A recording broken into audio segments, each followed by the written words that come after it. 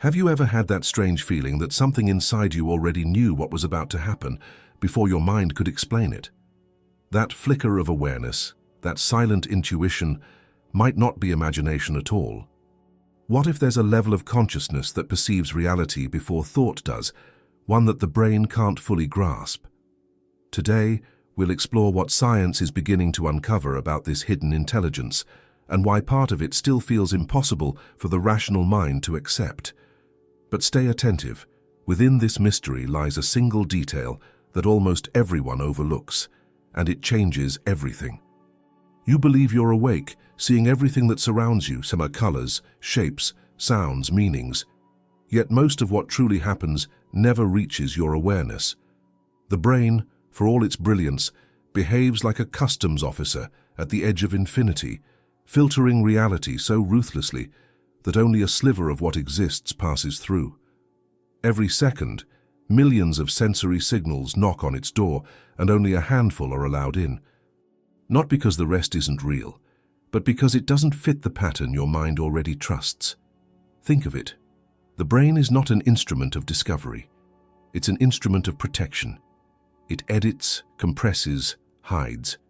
Its first allegiance is to survival, not to truth. So when something vast and unclassifiable begins to approach, a flash of intuition, a synchrony that defies logic, an inner knowing with no cause, the brain tightens the gate. It labels it coincidence or fantasy. Yet something deeper watches, untouched by this censorship. That watcher is what many traditions call consciousness, but science is now beginning to trace its outline in quantum behavior. If you close your eyes for a moment, you can sense that quiet observer behind your thoughts. It doesn't argue or interpret, it simply perceives. The brain, however, can't stand silence for long. It wants to define, predict, categorize. When these two forces meet, the infinite stillness of awareness and the restless machinery of thought, an invisible conflict ignites.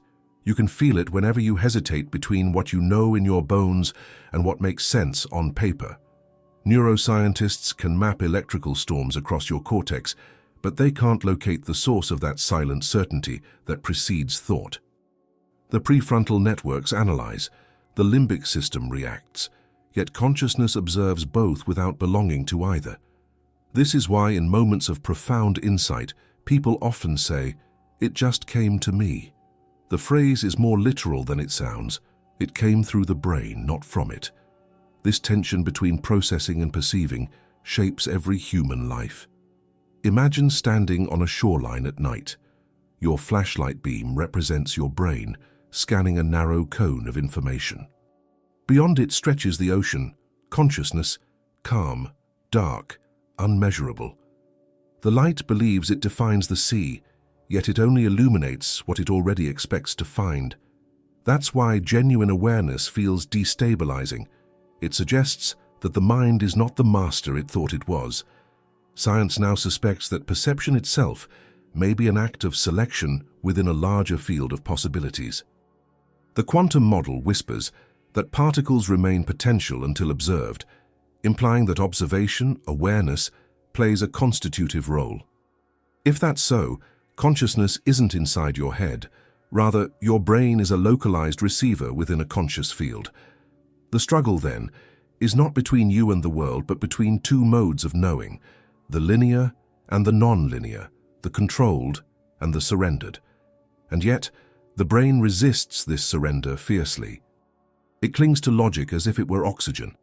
It prefers the known pain of certainty to the liberating chaos of not knowing. That's why the first sign of expansion often feels like confusion or fatigue. The rational circuits try to compress the vastness of experience into the thin lines of language and fail.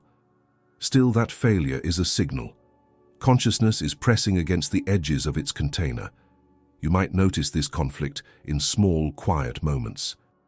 A sudden intuition to take a different road home, a fleeting awareness that time just stretched. The mind dismisses it, the observer registers it. Between these two, a subtle dialogue unfolds, teaching you to distinguish thought from awareness. It is in this silent battlefield that evolution now occurs, not biological but perceptual. And as you start to sense that your brain may not be the ultimate interpreter of reality, another question arises almost automatically.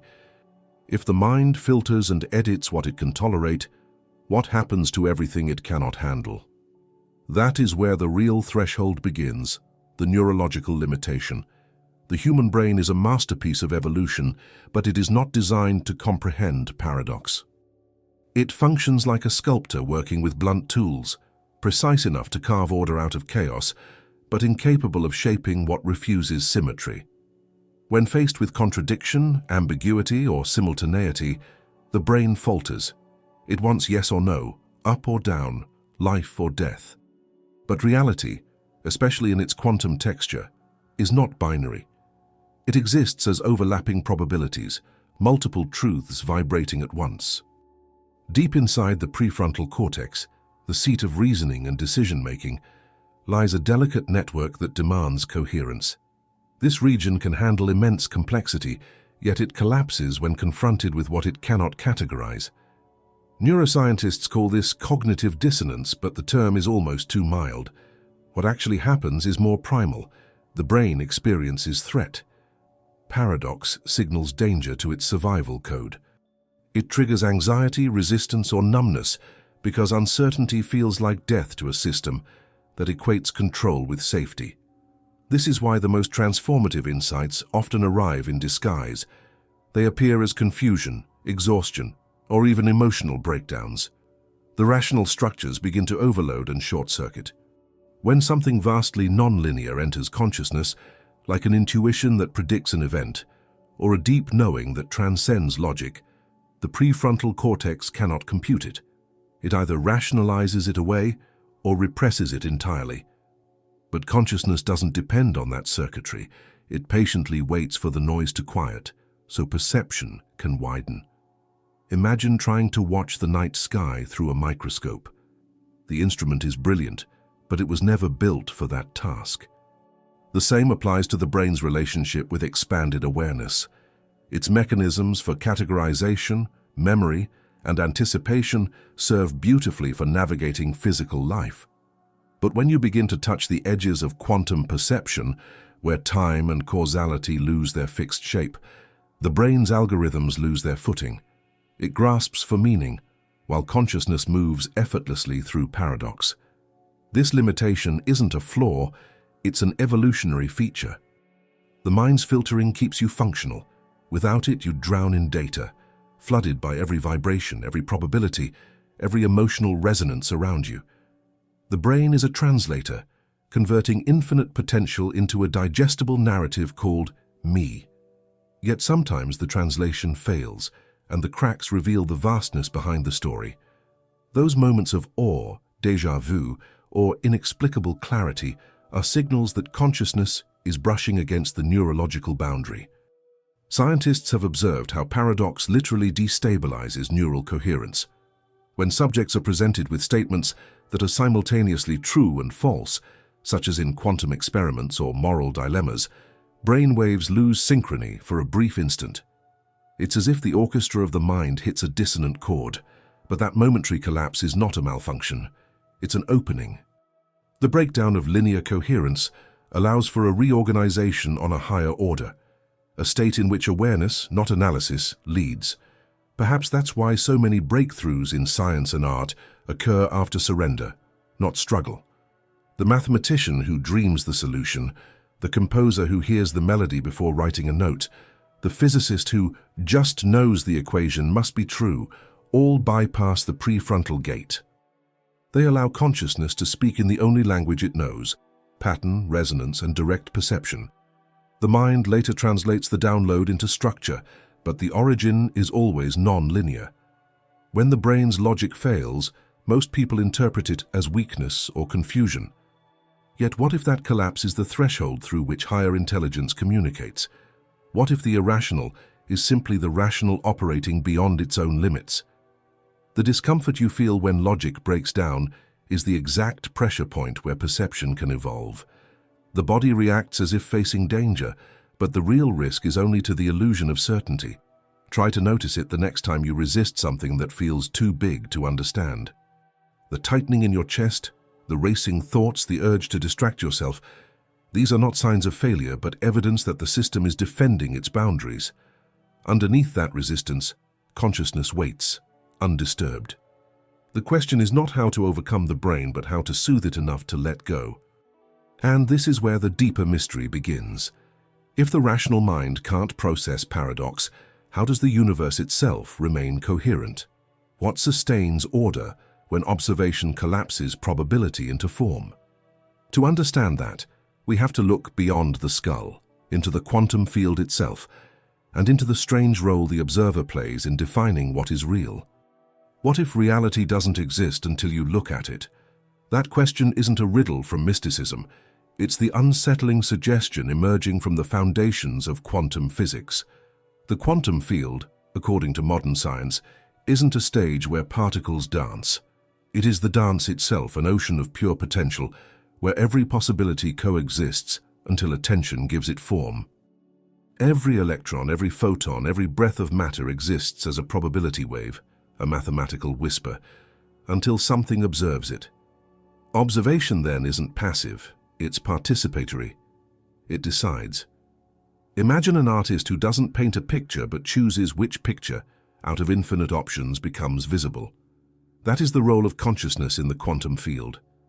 In the famous double-slit experiment, light behaves both as a wave and a particle, depending on whether someone observes it. When no one looks, it remains a diffuse pattern of infinite potential. When an observer enters the scene, the wave collapses into a specific outcome. The universe, it seems, waits for awareness before committing to reality. This principle challenges everything the rational mind clings to. The brain believes it operates inside a fixed objective world, like a machine running on pre-written code. But the quantum field doesn't obey that logic. It doesn't deliver reality to you. It responds through you. The act of perception itself influences what emerges. Each observation is an intervention, a subtle declaration. This is what exists, because I have seen it. Such an idea threatens the neurological comfort zone we explored earlier. The brain thrives on stability, yet the field it swims in is inherently uncertain. Quantum experiments reveal that particles can exist in multiple places at once, communicate instantaneously across distance, and even retroactively alter their past behavior based on future measurements. This isn't metaphor. It's empirical evidence that consciousness, whatever it truly is, intertwines with the fabric of existence in ways no model of classical physics can explain.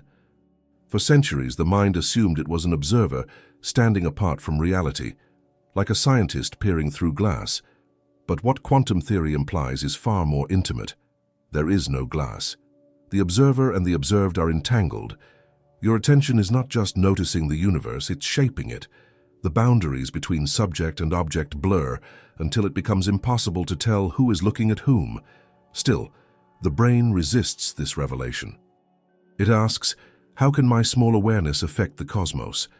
But that question itself comes from the illusion of separateness. The same field that animates galaxies animates the neuron firing in your head. Consciousness isn't a local signal trapped inside a skull. It's a universal field expressing itself through countless points of view. The body is not a generator of awareness. It's a receiver, tuned to a specific frequency of the infinite broadcast. Consider what happens when you focus intensely on something, a memory, a goal, a person you love. The world around that focus reorganizes subtly. Synchronicities appear. Possibilities bend toward coherence. It's as if the field listens and adjusts. This isn't superstition, it's resonance. Coherence between observer and observed creates alignment, the same way a laser forms when light waves vibrate in unison. Consciousness, when coherent, doesn't force outcomes. It harmonizes them. And yet, this power comes with a paradox that confuses even the most awakened minds. If consciousness co-creates reality, why do we experience so much chaos? Why doesn't awareness manifest perfection instantly? The answer lies in the frequency of observation. The mind often observes from fear, doubt, or attachment, states of incoherence. In those moments, the observer projects distortion into the field, and the field faithfully reflects it back. It doesn't judge, it mirrors. That's why understanding the quantum field intellectually is never enough. You can know the equations and still feel powerless if your perception vibrates out of sync with what you desire to observe. The field responds not to thought alone, but to the total resonance of your being, your emotion, attention, and coherence. When those align, the boundary between internal and external begins to dissolve, and the world reflects not what you think, but what you are. But here lies the danger that few people notice. Modern spirituality often tries to manipulate this field with thought alone, mistaking wishful thinking for quantum coherence. The field doesn't bend to imagination detached from feeling. It synchronizes with embodied frequency. And that confusion between thinking and truly observing is the fatal error that keeps many seekers circling the same illusions. To uncover why this misunderstanding sabotages so many, we must look closer at how emotion, not intellect, translates intention into resonance. Because it is not the thought that shifts the field, it is the feeling beneath it. Somewhere along the way, the language of quantum consciousness was stolen by the language of self-help. The idea that thought creates reality became a slogan, stripped of its depth and precision. People began to believe that if they simply visualized abundance, repeated affirmations, or stayed positive, the universe would obey. But the quantum field doesn't answer to slogans. It responds to coherence, to the deep alignment between emotion, body, and awareness. The fatal error of modern spirituality is confusing thinking with being. The brain, as we have seen, lives in a loop of interpretation. It can imagine, predict, and model, but it cannot generate coherence on its own. When someone says, "I'm manifesting success," yet their nervous system is vibrating with fear and lack, the field doesn't register the words, it registers the frequency. The quantum field mirrors the whole signal, not the mental headline. Positive thinking without energetic congruence is like trying to broadcast music with the radio turned off. This is where the modern spiritual movement, despite its good intentions, has derailed. It has tried to bypass the body, the very instrument through which consciousness speaks to matter. People repeat affirmations like "I am love" or "I am abundant," while their physiology still echoes the memory of rejection, loss, and survival stress. The field responds faithfully to that deeper vibration, not to the surface sentence. And when the outer world doesn't change, they blame themselves for not believing hard enough, reinforcing the very frequency of inadequacy that keeps them trapped. If consciousness is the observer, emotion is its language.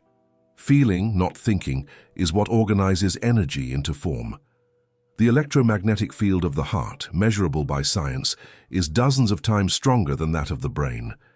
When your emotions are incoherent, when your heart signals one thing and your mind insists on another, the broadcast becomes static.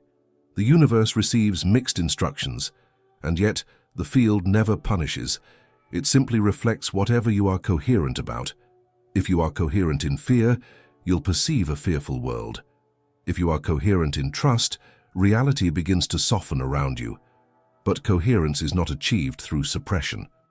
You cannot force yourself to feel good while denying the heaviness underneath.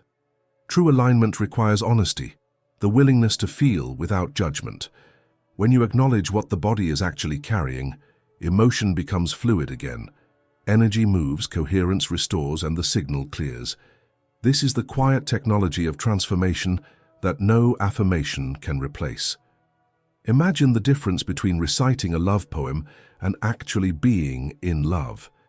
One is linguistic, the other vibrational. The field hears the second, not the first. This is why ancient practices emphasized devotion, gratitude, breath, tools that regulate the body and open the heart. They knew that feeling is the bridge between consciousness and form. The modern mind, obsessed with cognition, has forgotten this. It wants manifestation without embodiment, transcendence without integration. But the field doesn't listen to ideals. It listens to resonance. Every emotion, even the ones we call negative, carries usable energy. Anger can become clarity. Sadness can become depth. Fear can become sensitivity. When you resist them, you amplify incoherence. When you allow them to complete their cycle, they recalibrate the signal. The fatal error is not emotion itself, it's disconnection from emotion.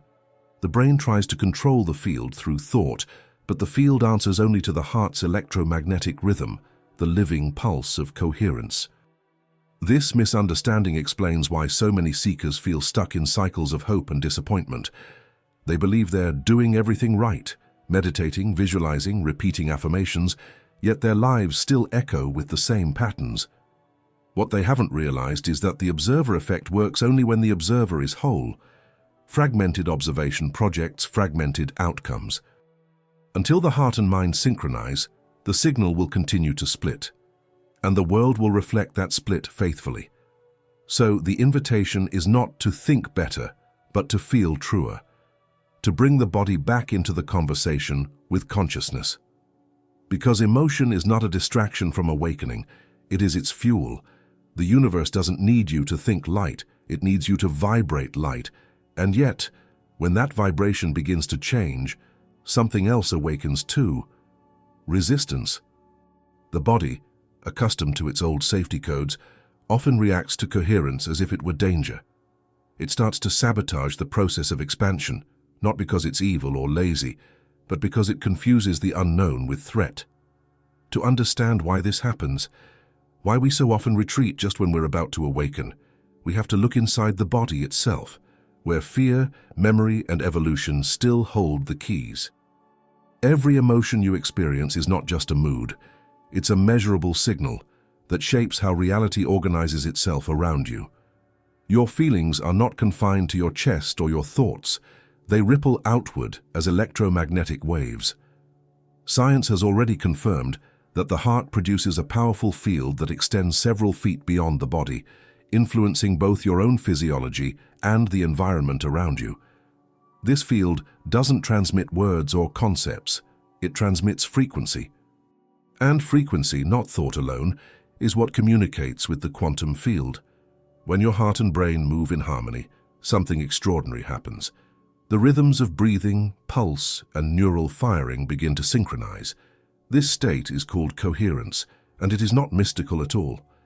It's biophysical alignment, measurable, repeatable, deeply felt. In coherence, your nervous system operates like a symphony tuned to a single key. Stress signals quiet, intuition sharpens, and the boundary between mind and matter grows thin.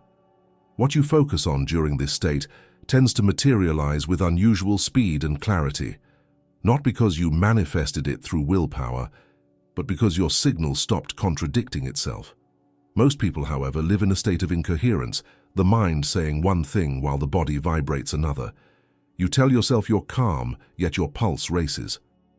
You visualize abundance while your stomach tightens with scarcity. The quantum field, like an unflinching mirror, simply reflects the stronger signal, and the stronger signal almost always comes from emotion, not cognition. Energy follows feeling, not narrative. This is why even the most disciplined positive thinker can feel stuck.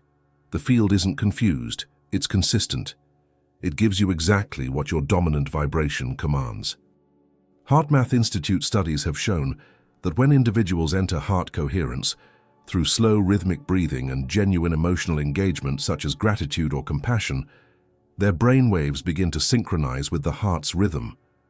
The body literally thinks and feels as one system. Decisions become clearer, reaction time improves, and immune function rises. But what's even more fascinating is that people around them begin to entrain to this same frequency. Coherence is contagious. It's a silent language that affects others without a single word being spoken.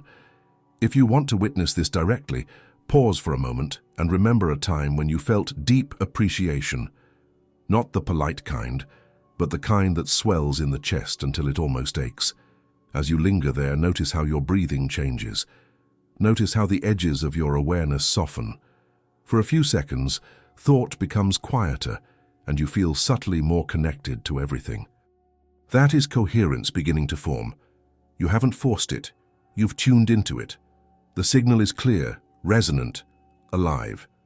But coherence can feel dangerous to a system accustomed to chaos. When the body begins to align, stored patterns of fear or trauma often surface. The nervous system interprets this new rhythm as a potential threat because it doesn't match the familiar vibration of stress. That's why, just when you start to feel open and centered, old doubts or fatigue can suddenly appear. It's not regression, it's recalibration. The body is learning a new frequency, and that process requires gentleness, not control. The true practice, then, is not to think good thoughts, but to generate coherent emotion. This means training your physiology to sustain elevated states, gratitude, joy, reverence, without needing external reasons. These states are not reactions to reality, they are creators of it. Each time you hold them long enough for the heart and brain to synchronize, you strengthen a channel through which consciousness can organize matter. You stop trying to manipulate the field and begin to resonate with it. Over time, coherence becomes less of a practice and more of a natural state. You notice subtle synchronicities, the right conversation appearing at the right moment, the sudden clarity about what step to take next. Life starts to respond in rhythm with your internal signal. Not because you've mastered manifestation, but because you've stopped broadcasting static. You have tuned yourself to the station where reality can finally hear you. If this resonates with you, if you've ever felt that strange calm when your mind and heart finally agree, pause for a second and let yourself feel that again right now. Notice the shift. Then, as a simple gesture of coherence in motion, hit the like button and share in the comments what emotion you want to practice broadcasting today. Not what you wish would happen, but the actual feeling you choose to send into the field. Let your words become a frequency, because this is where the transformation begins, and also where the body, still afraid of the unknown, starts to push back. Understanding that resistance, and learning how not to collapse when it appears, is the next crucial step on this journey. The moment your frequency begins to rise, your body notices before your mind does. It doesn't interpret coherence as liberation, it interprets it as risk. Biologically, your nervous system is designed to preserve the known, not to explore the infinite. When coherence floods the system, old programs of survival flare up like alarms. Muscles tighten, fatigue appears, your mood oscillates without clear reason. These are not failures of awakening, they are the body's way of asking, are we safe to expand? For millennia, the human organism has equated familiarity with safety. Anything unfamiliar, even love, calm, or peace, can trigger defensive reactions if the body has lived too long in stress. This is why people often retreat into old habits just when transformation is within reach. The nervous system, conditioned by repetition, mistakes intensity for vitality. When you start to operate from a calmer frequency, the lack of chaos feels like loss. The mind interprets stillness as emptiness, and the body translates it as danger. Neurobiology explains this through the amygdala's vigilance. Its job is to scan for threats, not possibilities. When patterns of fear or anxiety have been rehearsed for years, their neural pathways become highways. Even when life improves, the amygdala can keep firing, as if the past were still happening. This is why your body can relive trauma long after the story is over. The cells have learned a rhythm of contraction, and coherence sounds like an unfamiliar song. It's not resistance to consciousness, it's loyalty to what kept you alive. The paradox of awakening is that expansion often feels like dying. When the identity built on defense begins to dissolve, the body mourns its own structures. Old emotional memories, once buried, resurface as sensations, a lump in the throat, a heaviness in the gut, a sudden wave of tiredness. The conscious mind may call it regression, but it's actually integration. The body is catching up to the awareness that has already expanded. Every cell wants to participate in the new frequency, but it must release the old one first. Think of the nervous system as a tuning instrument. For years, it has played the same melody of control and anticipation. When consciousness introduces a new tone, one of surrender, presence, and trust, the strings tremble out of sync. This friction is necessary, it's the sound of retuning. Yet because discomfort feels like regression, people often abandon the process just as harmony is about to emerge. They rush back into distraction, conflict, or analysis, seeking the chemical comfort of adrenaline. The ego feels alive again, but the deeper self falls silent. The key is to learn how to stay when the body shakes. Not to suppress the tremor or transcend it, but to listen. Each surge of discomfort is a fragment of memory releasing its charge. The moment you resist it, the loop restarts. The moment you allow it, the signal completes. Breath becomes crucial here. Slow, rhythmic breathing tells the body, we are not in danger. The heart rate stabilizes, cortisol decreases, and neural coherence begins to rebuild. You can't argue your way into safety, but you can breathe your way there. Modern neuroscience is beginning to confirm what mystics have known for centuries, that awareness itself can rewire the body's perception of threat. When attention stays present with sensation, instead of escaping into narrative, the amygdala receives new data, safety within uncertainty. Over time, the body learns that expansion does not equal death. It becomes a trusted territory. The once fragile coherence deepens into resilience, and emotion stops being a storm to survive. It becomes a current to navigate. But this process can't be rushed. The body moves in geological time. It unfolds through repetition, rest, and gentle exposure to the unknown. Each small act of presence teaches it a new language. This is why spiritual awakenings often come with phases of exhaustion. The nervous system is metabolizing years of unprocessed energy. What feels like collapse is often recalibration. As you begin to understand this, compassion replaces frustration. You stop blaming yourself for falling back and start honoring the intelligence of your biology. Resistance is not your enemy, it's your guardian evolving. When the body finally feels safe enough to surrender, the mind's control begins to soften and something extraordinary happens. The pilot steps aside. The observer, quiet, vast, unshaken, begins to take over. And it's in that surrender, in that collapse of control, that the next threshold emerges. The precise moment when the mind gives up and consciousness finally takes the lead. There comes a point in every genuine awakening where effort can no longer carry you forward. You've analyzed, meditated, journaled, repeated your affirmations, breathed through resistance, and yet something still feels incomplete. The mind keeps trying to decode infinity with logic, but the signal is too vast, too fluid. And then one day it happens. The system collapses, not as failure but as surrender. The structures that once organized your sense of self begin to lose authority. It feels like falling, but what's actually happening is release. This collapse moment is misunderstood. From the outside, it may look like burnout, despair, or even defeat. But in truth, it's the nervous system's way of yielding to a larger intelligence. The energy that once powered control begins to drain, and the constant inner commentary quiets. The need to manage, to predict, to understand. Suddenly it all becomes too heavy to sustain. What's left is stillness, raw and unfiltered. It can feel like death to the ego, but to consciousness it's birth. In many traditions, this stage is described as the dark night of the soul. Yet the darkness isn't punishment. It's the shadow of the collapsing structure. The light was always there. It was just hidden beneath layers of mental architecture. When those layers dissolve, perception changes radically. Time loses its usual texture. You might notice that an hour feels like seconds, or that your sense of I flickers in and out of focus.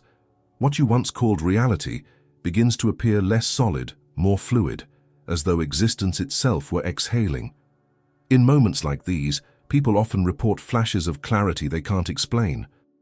A sudden insight into the nature of life, a vision, a knowing that comes not from reasoning but from direct experience. It's as if consciousness, no longer filtered by the analytical mind, finally gets a clear line of communication. This can happen in deep meditation, in states of emotional surrender, or even in crisis during near-death experiences, loss, or profound awe. When the mind gives up, awareness expands. Neurobiologically, this makes sense. Under intense surrender or stress, the prefrontal cortex, the region responsible for self-monitoring and planning, reduces its activity. The sense of separateness begins to blur.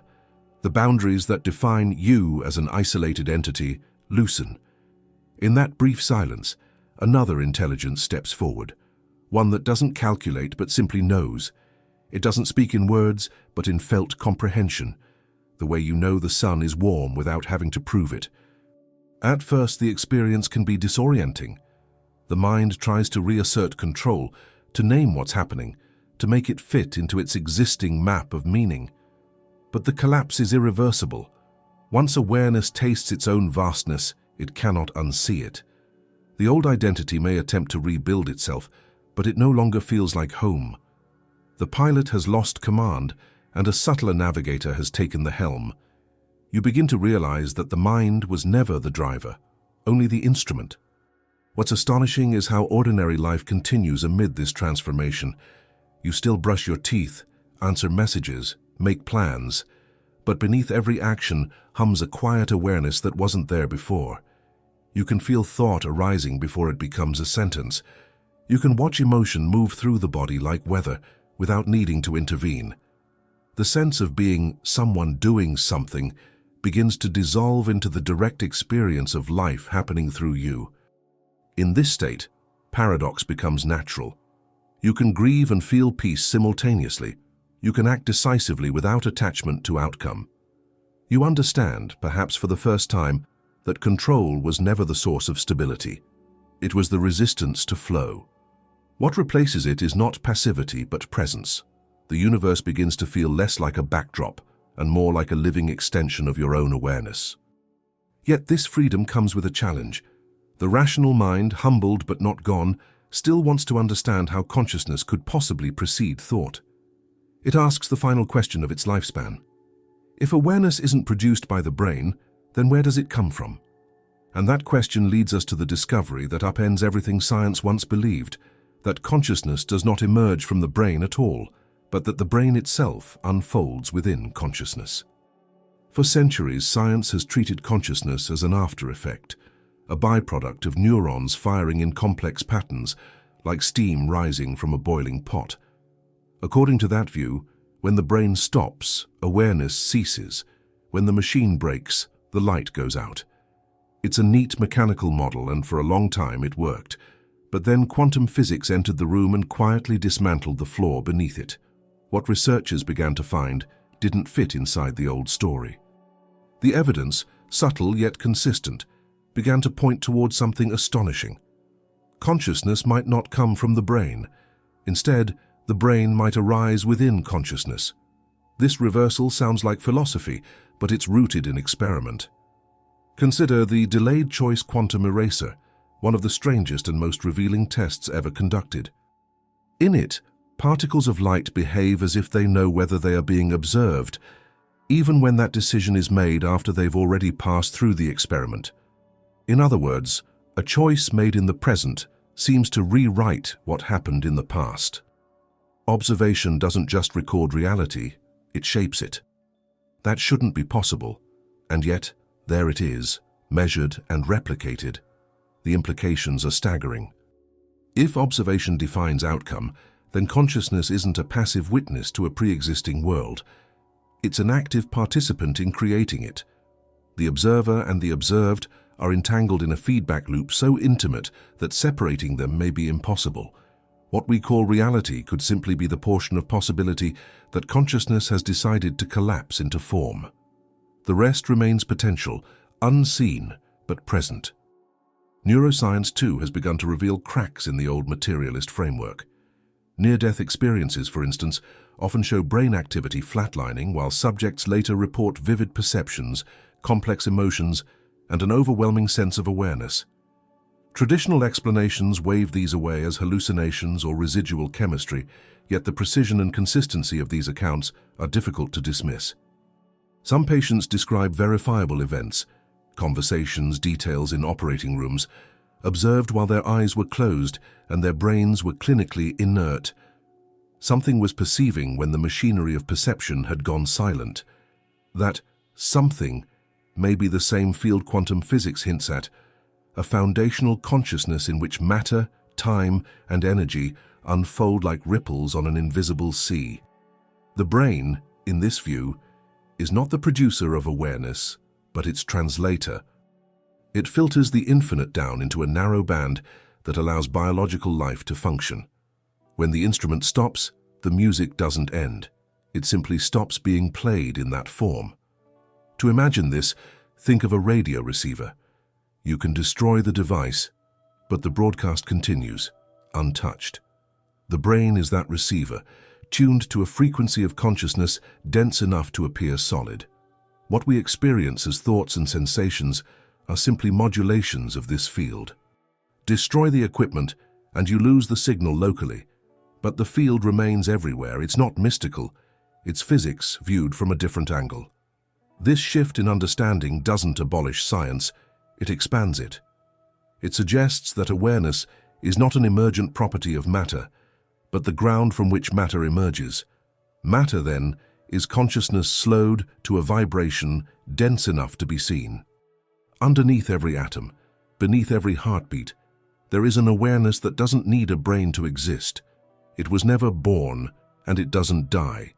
It simply takes form, experiences itself, and dissolves back into potential.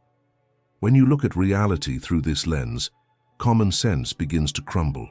The boundaries between inner and outer, cause and effect, past and future, lose their rigidity. Consciousness doesn't travel through time. Time travels through consciousness. The observer isn't in space. Space unfolds inside the observer. It's not poetry. It's a logical consequence of the data once you let go of the assumption that matter comes first. This perspective is what some scientists are beginning to call the primacy of consciousness. It's not universally accepted, of course. The materialist paradigm still dominates textbooks and institutions, but its edges are fraying. Each new experiment, each unexplainable observation, pushes us closer to admitting that awareness may be fundamental. And if that's true, then you are not inside consciousness. Consciousness is inside you. The field you observe is observing you back. But such realization is not without consequence, for if consciousness truly precedes matter, then everything you think, feel, and perceive has creative weight. The responsibility of awareness becomes immense, and that is precisely where the danger begins, because most minds are not yet ready to bear the gravity of knowing that reality itself listens to them. There's a threshold in awareness that most people never cross, not because they can't, but because something deep inside refuses to. The mind, once it begins to glimpse the architecture of reality, encounters a kind of vertigo. It sees that consciousness is not bound by the brain, that perception and creation are inseparable, that reality itself is participatory, and suddenly everything once solid begins to dissolve. This is not a poetic metaphor, it's a genuine cognitive and existential shock. To know too much too fast can destabilize the very mechanism that was built to navigate ordinary life. The human mind evolved to function within limits. Its survival strategy depends on predictability, linear time, cause and effect, a clear sense of identity. These are not flaws, they are stabilizers. They allow a fragile organism to orient itself in a world that would otherwise be overwhelming. But when consciousness expands beyond these stabilizers, when the observer realizes it is both the dreamer and the dream, the structure begins to quake. The question, "Who am I?" stops being philosophical and becomes literal. The answer isn't comforting, it's infinite. At first, this revelation feels euphoric. Everything seems connected, alive, intelligent. The air feels different. Sound carries new depth. Coincidence becomes conversation. But soon after, the mind begins to resist. Its frameworks of control no longer apply. If you are both observer and observed, where is choice? If reality mirrors your consciousness, how do you live without collapsing into responsibility for every moment? The insight that once felt liberating begins to feel unbearable. The illusion of separation was not a mistake. It was a form of mercy. This is why many traditions placed such emphasis on preparation. Mystical experiences without grounding can fracture a psyche. A sudden expansion of awareness can open the doors too wide, flooding the nervous system with information it cannot yet integrate. This isn't superstition, it's neurology. The brain, overwhelmed by the collapse of its familiar categories, reacts as it would to trauma, dissociation, confusion, or numbness. The ego panics because it recognizes its own impermanence. It realizes it was never the true observer, just the narrator of an endless field. The danger then is not knowledge itself, but premature exposure to it. When the curtain lifts before the foundation of awareness has matured, the experience of unity can feel like annihilation. People may mistake awakening for psychosis or lose touch with practical reality. The circuitry of the mind short-circuits under the voltage of infinite perspective. The body, still bound to gravity and time, struggles to reconcile its role in a consciousness that no longer obeys those laws. There's also a subtler danger, spiritual inflation. When the mind touches vastness, it often reclaims it for itself. It begins to say, "I am enlightened. I create reality. I am beyond others." What started as humility before the mystery becomes another mask of control. The ego adapts to survive even enlightenment, wearing transcendence as identity. But consciousness has no hierarchy. It doesn't belong to anyone. The moment you try to own it, you fall back into separation. The truth is that human awareness is like a window, not a throne. It allows the infinite to look through, but the glass can only bear so much light at once. That's why integration is crucial. Each insight must be absorbed through lived experience, through breath, through emotion, through embodiment. Without that grounding, knowledge becomes static, sterile, and dangerous. It inflates thought while starving presence. Those who truly see that consciousness precedes matter often fall silent, not because they have nothing to say, but because words can no longer contain the seeing. They understand that reality is alive, that every thought ripples through the field, and that the mind, in its constant need for control, was never built to hold such immensity. To know this is to stand on the edge of awe and fear simultaneously. It's to feel the paradox of being both infinite and fragile, the wave realizing it is also the ocean. And yet, this confrontation is not the end of awakening, but the threshold of wisdom. The challenge is not to retreat into ignorance, nor to drown in boundless awareness, but to integrate what you've seen into human form. Because the next stage is not about expanding further, it's about balance, learning to live between worlds, where the vastness of consciousness can move through the simplicity of daily life. That path of integration is the real work, and it begins the moment the mind surrenders to coexist with what it can never fully understand. After the shock of realization comes the quiet work, the slow, deliberate reweaving of human life around something vaster than the mind can comprehend. Enlightenment, if it can be called that, is not an escape from the world, but a return to it with new eyes. The path of integration begins when you stop chasing the extraordinary and start honoring the ordinary as sacred. The miracle is no longer the vision of unity.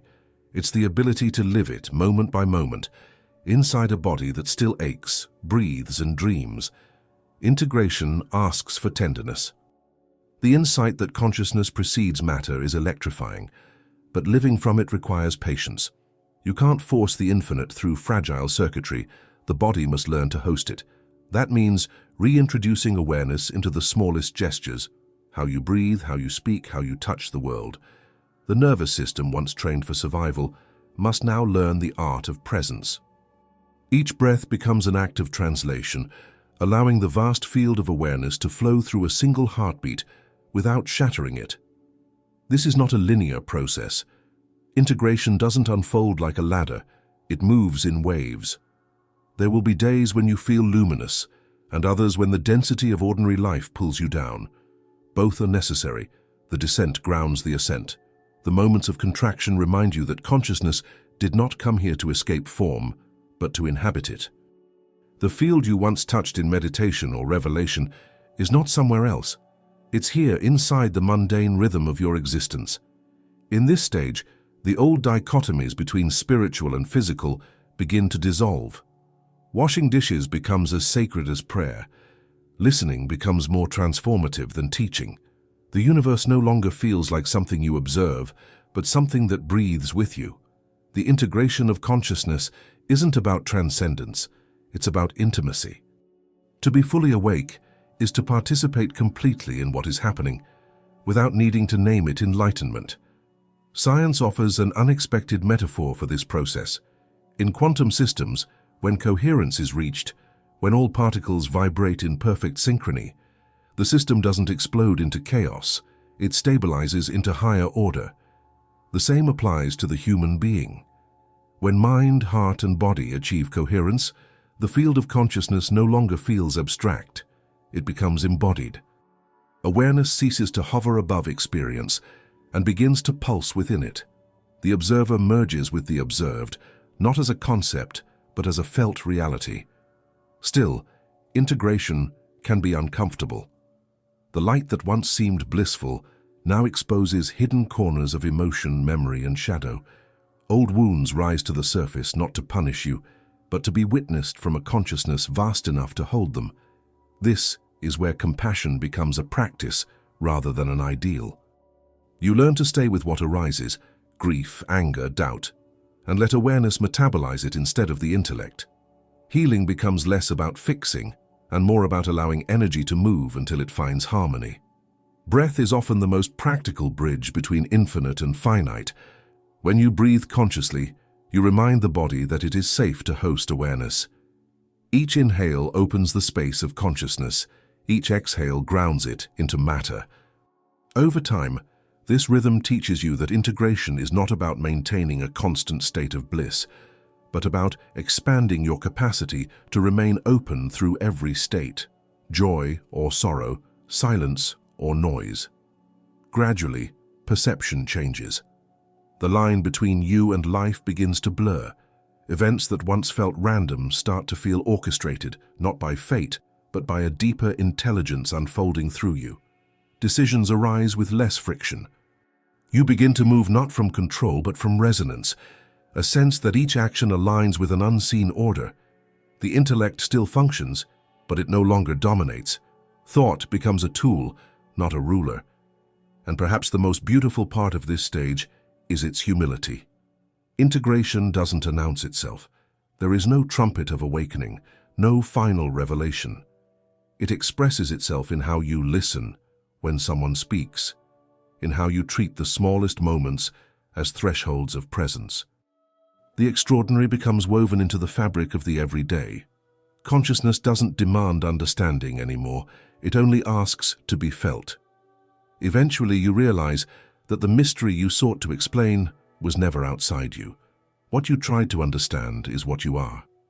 And in that recognition, something quiet but irreversible settles in, a sense that life itself is observing through your eyes, learning through your choices, expanding through your breath. The hidden becomes visible not through mastery, but through participation. Because in the end, consciousness doesn't want to be known, it wants to be lived.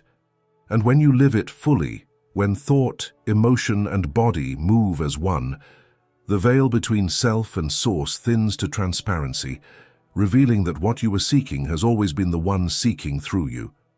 Quantum consciousness reveals what the mind cannot handle, because it doesn't need to handle it, it simply is. The brain seeks logic, but awareness seeks experience. What you were trying to understand has been observing you all along. You are not the observer watching life unfold.